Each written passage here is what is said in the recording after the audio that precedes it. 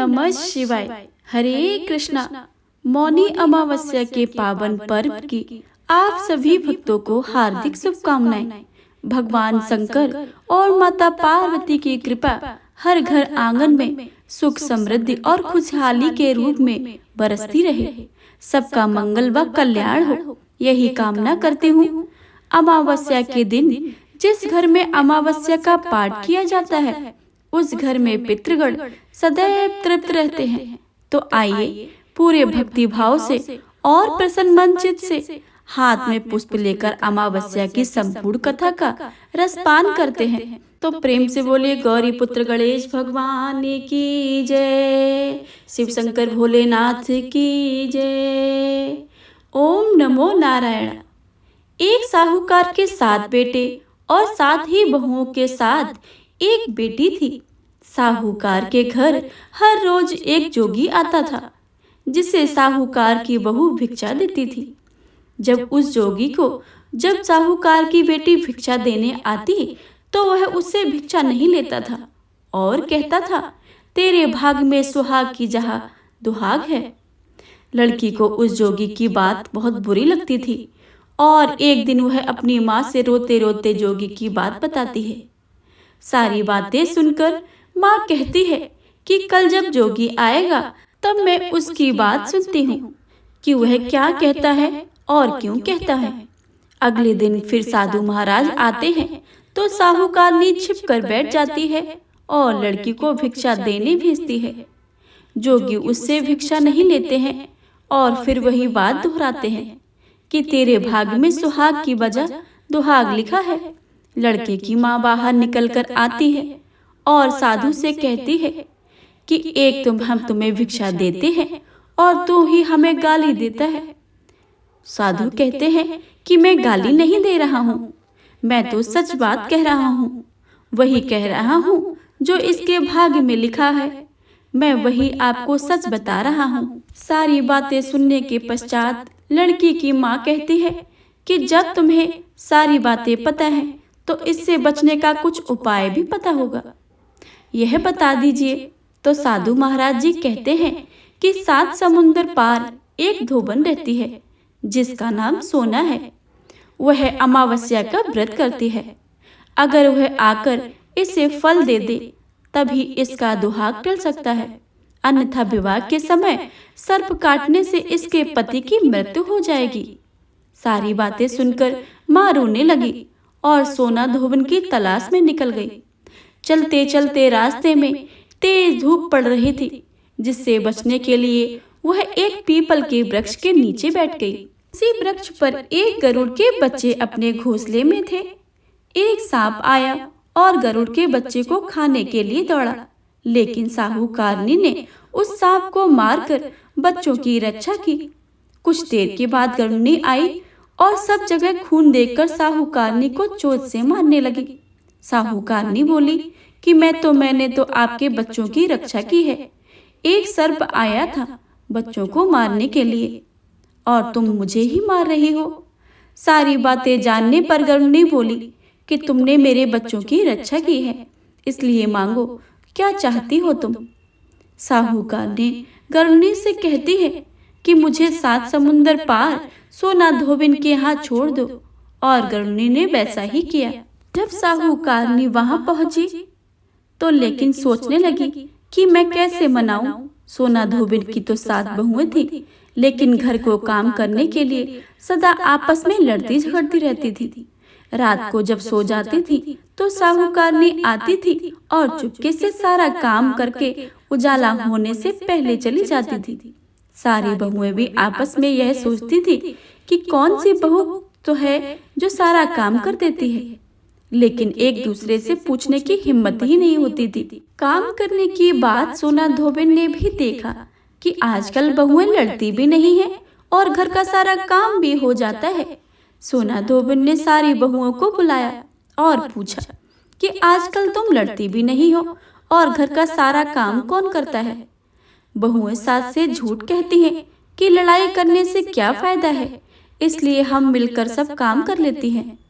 सोना धोबिन को अपनी बहुओं की बातों पर विश्वास नहीं होता, तो वह रात में जगकर वह स्वयं शख्स देखती है कि कौन काम कर जाता है। रात होने पर सोना धोबिन छिपकर बैठ जाती है कि देखूं कौन सी बहू काम करती है। रात हुई तो वह देखती है कि एक औरत चुपके से घर में घुस आती है और वह देखती है कि उसने घर का सारा काम कर दिया और जाने की तैयारी में है। जैसे ही साहूकारनी जाने लगती है तो सोना धोबिन उसे रोकती है और पूछती है कि तुम कौन हो और क्या चाहती हो। साहूकारनी कहती है कि पहले तुम मुझे वचन भरो, तब मैं बताऊंगी। वह वचन भरती है। तब साहूकारनी कहती है कि मेरी एक बेटी है जिसके भाग्य में दुहाग लिखा है, लेकिन तुम अमावस्या का व्रत करती हो तो मेरे साथ चलकर उसे सुहाग दे दो। सोना धोबिन वचन से बंधी है तो साहूकारनी के साथ चलने को तैयार हो जाती है। जाते हुए सोना धोबिन अपने बेटे व बहुओं से कहती है कि मैं इस औरत के साथ इसकी बेटी को सुहाग देने जा रही हूँ, लेकिन अगर मेरे पीछे तुम्हारे पिताजी मर जाएं तो उन्हें तेल के कूप में डालकर रख देना। सोना धोबिन साहूकारनी के घर जाती है। साहूकारनी अपनी बेटी का विवाह करती है तो फेरों के समय सोना धोबिन कच्चा करवा दूध और तार लेकर बैठ जाती है। कुछ समय के बाद सर्प आया और दूल्हे को डसने लगा तो सोना धोबिन ने करवा आगे करके तार से सांप को बांध दिया और सांप मर गया। अब सोना धोबिन ने लड़की को सुहाग दिया और कहा कि जितनी अमावस्याएं मैंने की हैं उन सभी का फल साहूकारनी के इस लड़की को मिले। अब आगे जो अमावस्या मैं करूंगी उनका फल मेरे पति व मेरे बेटे को मिलेगा। जब सभी लोग अमावस्या की जय जयकार करने लगे, सोना धोबिन अपने घर वापस जाने को तैयार हुई तो साहूकारनी ने कहा कि तुमने मेरे जमाई को जीवन दान दिया है, इसलिए तुम जो चाहो वह मांग लो। सोना धोबिन बोली कि मुझे कुछ नहीं चाहिए और वह वहां से चली गई। रास्ते में चलते चलते वह फिर से अमावस्या आ गई। उसने पीपल के पेड़ के नीचे बैठकर कहानी कही, व्रत रखा और पीपल के पेड़ की 108 बार परिक्रमा की। पीपल के पेड़ की पूजा के बाद जब वह घर जाती तो देखती है कि उसका पति मरा पड़ा है। अब रास्ते में जो अमावस्या उसने की थी उसका फल अपने पति को दे दिया, जिसके प्रभाव से वह पति जीवित हो गया। तब कहने लगे कि तूने ऐसा कैसे किया जो तेरा पति जिंदा हो गया। वह कहती है कि मैंने तो ऐसा कुछ भी नहीं किया है। वह रास्ते में अमावस्या आ गई थी जिसका मैंने व्रत किया, कहानी कही और पीपल के वृक्ष की 108 बार परिक्रमा की। अब सारी नगरी में ढिंढोरा पिटवा दिया गया कि हर कोई अमावस्या की पूजा करेगा और व्रत रखेगा, कहानी कहेगा और पीपल के वृक्ष की 108 बार परिक्रमा करेगा। हे अमावस्या, जैसे आपने साहूकार की बेटी को सुहाग दिया है वैसे ही सबको देना। इस कहानी को पढ़ने, सुनने तथा हुंकार भरने वाले सब पर अपनी कृपा दृष्टि बनाए रखना। प्रेम से बोलिए अमावस्या माता की जय। मौनी अमावस्या की दूसरी कथा। एक राजा और रानी थे। उनके 2 बेटी और 2 बेटे थे।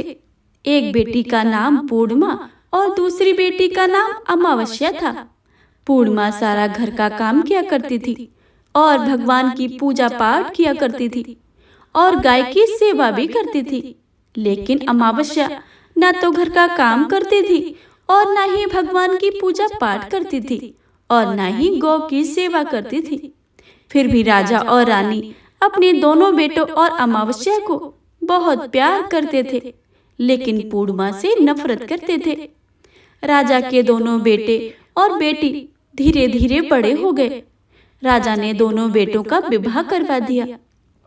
इसके बाद रानी ने कहा कि दोनों बेटी का विवाह के योग्य हो गई हैं, तो इनके लिए भी कहीं जाकर रिश्ता तय करके विवाह करवा दो। लेकिन अमावस्या का विवाह किसी बड़े घर में करना और पूर्णिमा का विवाह किसी गरीब घर में करना, क्योंकि पूर्णिमा तो घर का सारा काम करना और भगवान की पूजा करना और गौ की सेवा करना यही पसंद है। अब रानी ने राजा को दोनों बहनों का रिश्ता तय करने के लिए भेजा तो राजा अपने पड़ोसी राज्य के राजकुमार से अमावस्या की शादी का रिश्ता तय कर देते हैं और उसी गांव में एक गरीब बेटे से पूर्णिमा की शादी का रिश्ता तय कर देते हैं। राजा अपनी रानी को दोनों बहनों की शादी के रिश्ते के बारे में बताते हैं तो रानी अब सोचती है कि पूर्णिमा को भगवान कैसे मदद करते हैं, क्योंकि यह पूजा पाठ बहुत करती है और गाय की सेवा भी करती है। लेकिन पूर्णिमा के भाई और भौजाई पूर्णिमा से बहुत प्यार करते थे, क्योंकि पूर्णिमा उनके घर का सारा काम में हाथ जो बटाती थी और अमावस्या उन पर अपना रौब जमाती थी। राजा इसके कुछ दिनों के बाद ही उनका विवाह करवा देते हैं और जब राजा अपनी रानी से उन दोनों बेटियों को विदाई करने देते हैं तब अमावस्या को विदाई में बहुत सारी धन दौलत देते हैं और पूर्णिमा को कुछ भी नहीं देते हैं। इसके बाद दोनों बहनें अपने अपने ससुराल चली जाती हैं। अब एक दिन अमावस्या ने अपने घर में शिव चर्चा रखी जिसमें उसने पूरे गांव वालों को अपने घर बुलाया, लेकिन पूर्णिमा को नहीं बुलाया। जब गांव की औरतें अमावस्या से कहने लगी कि यहाँ जो हो रही है, तब पूर्णिमा अपने दरवाजे के बाहर बैठ जाती है और उन औरतों से पूर्णिमा से कहा कि तुम्हारी बहन ने शिव चर्चा रखी है, तुम नहीं चलोगे क्या? पूर्णिमा ने कहा कि मुझे तो बुलाया ही नहीं, मैं कैसे चल सकती हूँ? औरतों ने कहा कि बुलाया नहीं तो क्या हुआ, वह तो भगवान की शिव चर्चा है, तुम चलो हमारे साथ। पूर्णिमा उन औरतों की बात मानकर उनके साथ चली गई। जब अमावस्या की नजर पूर्णिमा पर पड़ी तो अमावस्या ने गुस्से में आकर पूर्णिमा से कहा कि तुम यहाँ कैसे चली आई हो, तुम्हें तो मैंने बुलाया ही नहीं। खैर कोई बात नहीं है, तुम आ ही गई हो तो चुपचाप बैठे रहना और इधर उधर मत घूमना। इस तरह से अमावस्या ने पूर्णिमा की गरीबी का मजाक उड़ाया। अमावस्या की बातें सुनकर पूर्णिमा की आंखों में आंसुओं की धारा बहने लगी और भगवान शिव से हाथ जोड़कर पूर्णिमा मन ही मन विनती करने लगी, हे भगवान, पूजा पाठ करना, घर का काम करना और गौ की सेवा करना यह गलत है। आखिर मेरा क्या कसूर है? आप सब कृपा करेंगे। तो मुझ पर पूर्णिमा बारंबार भगवान से यही कहती रही। जितने में शिव चर्चा पूरी हो गई। अब अमावस्या भगवान का प्रसाद बांटने लगी तो उसने सभी को प्रसाद दिया, लेकिन पूर्णिमा को नहीं दिया। पूर्णिमा बेचारी प्रसाद के बिना ही घर लौटने लगी तो रास्ते में उसने सोचा कि बच्चे प्रसाद मांगेंगे तो मैं उन्हें क्या कहूँगी। उसने सोचा कि मैं अपने मायके अपने भाई और भौजाई के यहाँ जाऊंगी और वहां से बच्चों के लिए कुछ लेकर आ जाऊंगी। ऐसा सोचते ही वह अपने घर आ गई और उसने अपने पति और बच्चों से कहा कि मैं अपने मायके जा रही हूँ। उन्होंने कहा कि ठीक है और पूर्णिमा मायके के लिए रवाना हो गई। चलते चलते एक चबूतरा आया जिस पर तुलसी का पौधा लगा हुआ था और उस चबूतरे पर एक बूढ़ी औरत बैठी हुई थी। वह कोई नहीं था, साक्षात तुलसी माता ही थी। उस बूढ़ी औरत ने पूर्णिमा से कहा कि बेटी, तुम कौन हो और तुम कहाँ जा रही हो? तो पूर्णिमा ने अपने परिचय दिया। उस बूढ़ी औरत ने पूर्णिमा से कहा कि ये तुलसी का पौधा सूख रहा है, इसमें थोड़ा पानी डाल दो और इस चबूतरे की साफ सफाई कर दो, जिससे मुझे थोड़ी ठंडक मिलेगी। पूर्णिमा ने कहा कि ठीक है माँ जी। उसने तुलसी में पानी डाला और चबूतरे की साफ सफाई की और उस बूढ़ी औरत को भी नहला दिया, उसके पैर धोए और कहा कि और क्या काम है माँ जी? उसने कहा कि कुछ नहीं है, अब तुम जाओ और वापस आते समय मुझसे मिलकर जाना। पूर्णिमा ने कहा कि ठीक है माँ, और वह वहां से रवाना हो गई। तो चलते चलते आगे एक शिव चबूतरे पर बैठे हुए थे और कोई और नहीं, साक्षात भगवान महादेव ही थे। उन्होंने पूर्णिमा से कहा कि बेटी, तुम कौन हो और कहाँ जा रही हो? पूर्णिमा ने अपना परिचय दिया। फिर उस बूढ़े बाबा ने पूर्णिमा से कहा कि इस चबूतरे और इस मंदिर की साफ सफाई कर दो। बेटी पूर्णिमा ने कहा कि ठीक है। बाबा और उसने चबूतरे और मंदिर की साफ सफाई की और पूजा पाठ की और उस बूढ़े बाबा को नहला दिया और कहा कि बाबा कुछ काम है। बाबा उस बूढ़े ने कहा कि नहीं बेटे, कुछ काम नहीं है, अब तुम जाओ और वापस समय मुझसे मिलकर जाना। पूर्णिमा ने कहा कि ठीक है बाबा, और वे वहां से रवाना हुई और आगे चलते चलते काली माता का मंदिर मिला। वहां भी एक बूढ़ी औरत चबूतरे पर बैठी हुई थी। वह बूढ़ी औरत ने पूर्णिमा से कहा कि तुम कौन हो बेटी और कहाँ जा रही हो?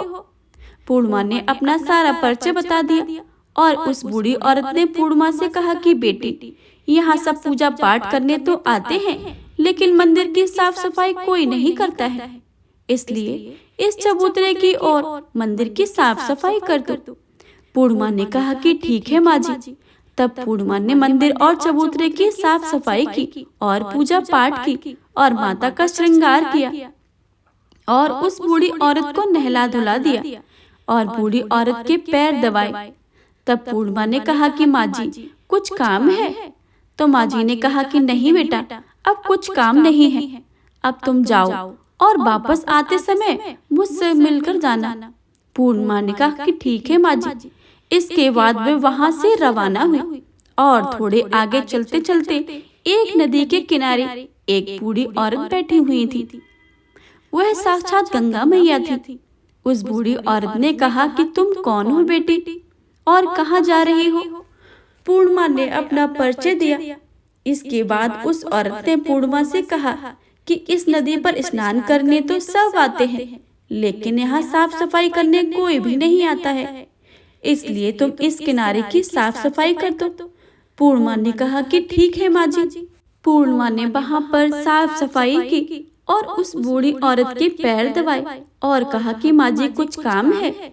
माँ जी ने कहा कि नहीं बेटा, कुछ काम नहीं है, अब तुम जाओ और वापस आते समय मुझसे मिलकर जाना। इसके बाद पूर्णिमा नाव में तैरने लगी तो नाव फूलों से सजी हुई थी। वह नाव में बैठकर नदी के दूसरे किनारे पर उतर गई। इसके बाद वह अपने पीहर के घर पहुंच गई। वहां पर पूर्णिमा के भाई भौजाई ने उसे देखा तो बहुत खुश हो गए और उन्होंने पूर्णिमा को बहुत खातिरदारी की और खूब सारी बातें करते हुए कहा कि बच्चों की कैसी हाल चाल है, बच्चों को साथ लेकर क्यों नहीं आई हो?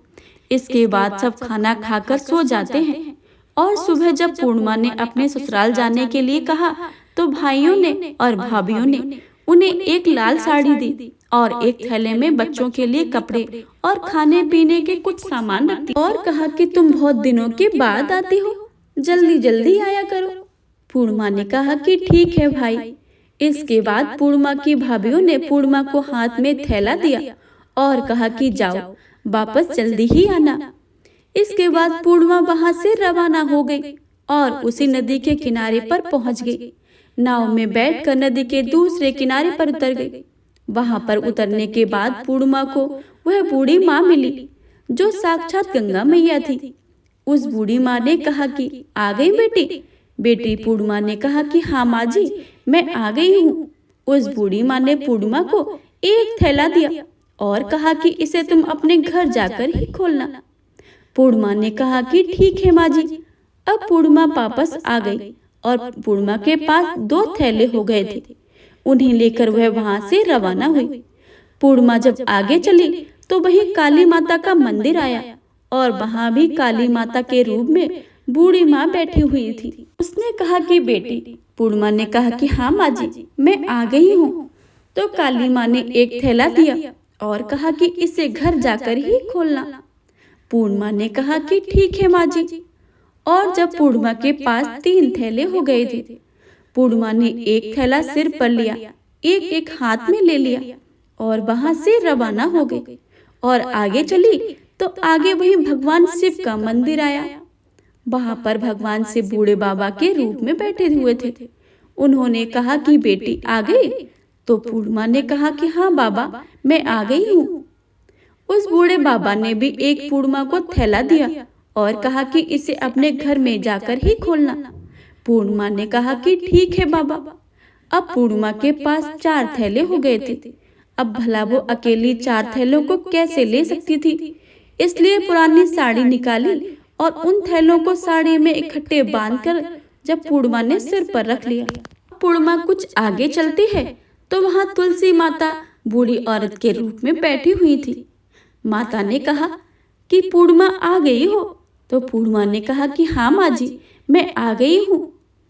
तुलसी माता ने भी पूर्णिमा को एक थैला दिया और कहा कि इसे घर जाकर ही खोलना। पूर्णिमा ने कहा कि ठीक है माँ जी। अब पूर्णिमा के पास 5 थैले हो गए थे। पूर्णिमा वहां से रवाना हुई और सीधे अपने घर आ गई। पूर्णिमा ने थैले को नीचे रखा और सबसे पहले अपने मायके का थैला खोलकर देखने लगी तो उसमें बच्चों के लिए अच्छे अच्छे कपड़े और बच्चों के खाने पीने की चीजें थी और कुछ गहने भी थे। पूर्णिमा ने अपने बच्चों को नए नए कपड़े दिए और खाने पीने की चीजें दी। बच्चे बहुत खुश हुए और पूर्णिमा ने दूसरा थैला खोला तो जो उसे गंगा माँ ने दिया था उसने सोना और चांदी भरा हुआ था। अब पूर्णिमा ने तीसरा थैला खोला जो उसे काली माता ने दिया था। उसमें 16 श्रृंगार की सामग्री भरी हुई थी। अब पूर्णिमा ने चौथा थैला खोला जो उन्होंने भगवान शिव ने उसे दिया था। उसमें धन संपत्ति और सारी खुशियां भरी हुई थी। अब पूर्णिमा ने 5वां थैला खोला जो उसमें तुलसी माता ने दिया था। उसमें 7 प्रकार के आटा, दाल, चावल, धान भरे हुए थे।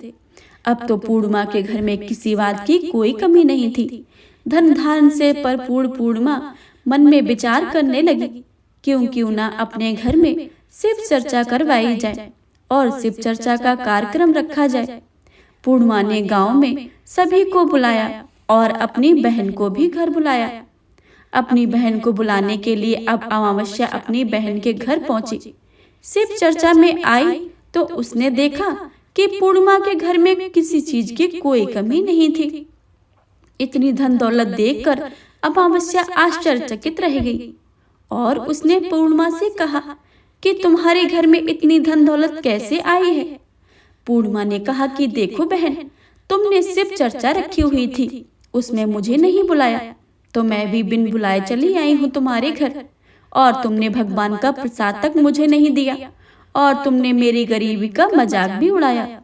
उसके बाद मैं जब अपने घर आ रही थी तो रास्ते में मेरे मन में विचार आया कि घर में बच्चों के लिए प्रसाद मांगेंगे तो मैं उन्हें क्या दूंगी। इसलिए मैंने सोचा कि मैं अपने मायके चली जाऊं और मैं अपने मायके चली गई और जो कुछ भी घटना हुई थी वह सब अमावस्या को बता दी। अब अमावस्या ने कहा कि तुम मुझे प्रसाद मत दो और मुझे डांटो, लेकिन पूर्णिमा ने कहा यह तो भगवान का प्रसाद है, मैं तो सबको दूंगी और तुम्हें भी दूंगी। फिर अमावस्या ने प्रसाद नहीं लिया और सीधे अपने घर चली गई। घर जाकर अपने बच्चों से कहकर वह अपने मायके जाने के लिए रवाना हो गई। चलते चलते रास्ते में वही तुलसी माता मिली जो चबूतरे पर बूढ़ी माता का रूप धारण करके बैठी हुई थी। उस बूढ़ी माँ ने अमावस्या कहा कि बेटी तुम कौन हो और कहाँ जा रही हो? यह तुलसी का पौधा सूख रहा है, इसमें पानी डाल दो और इस चबूतरे की साफ सफाई कर दो। इस पर अमावस्या ने कहा कि बुढ़िया, तुझे दिखाई नहीं देता? मैंने कितनी महंगी साड़ी पहनी हुई है, यह गंदी हो जाएगी। ऐसा कहकर वह आगे चली गई तो भगवान शिव का मंदिर आया। उन्होंने ऐसा कहा कि उसके बाद वह आगे चली तो माल काली माता का मंदिर आया। उसने ऐसे ही कह दिया। उसने के बाद आगे चली तो गंगा मैया मिली। गंगा मैया को भी उसने ऐसे ही कह दिया। इसके बाद वह नाव में बैठने लगी तो नाव फूलों की जगह कांटे ही थे जो उसके पैरों में चुभ गए और वह दूसरे किनारे पर उतरकर वह अपने मायके चली गई। जब वह वहां पर पहुंची तो उनके भाइयों ने और भौजाइयों ने उन्हें देखा तो वे आपस में धीरे धीरे से बोली कि काम की न काज की, 2.5 सेर अनाज की। ये बला कहाँ से आ गई? अब तो आ गई है तो ठीक है। पूर्णिमा तो अपने काम में हाथ बटाती थी, यह तो घर का कोई काम नहीं करती थी। उन्होंने खाना बनाया और खा पीकर सब सो गए। अमावस्या सुबह उठी और अपनी भौजाई से कहा कि मैं अपने ससुराल जा रही हूँ। तो उन्होंने कहा कि ठीक है जाओ, अमावस्या बोली, पूर्णिमा को तो तुमने एक थैला दिया था और मुझे कुछ नहीं दोगे। भौजाई ने कहा कि तुम घर जाओ, थैला तुम्हारे घर पहुंच जाएगा। फिर वह वहां से रवाना हुई और नदी के किनारे आकर नाव में बैठकर दूसरे किनारे पर पहुंची। वहां गंगा मैया बूढ़ी माता का रूप धारण करके बैठी हुई थी। बूढ़ी माँ ने कहा कि आ गई हो बेटी। अमावस्या ने कहा, हाँ, तुमने पूर्णिमा को एक थैला दिया था और मुझे कुछ नहीं दोगी। बूढ़ी माता ने कहा कि तुम अपने घर जाओ, थैला तुम्हारे घर पहुंच जाएगा। इसके बाद काली माता का मंदिर आया और उन्होंने भी ऐसा ही कह दिया। इसके बाद भगवान शिव का मंदिर आया तो उन्होंने भी ऐसा ही कह दिया।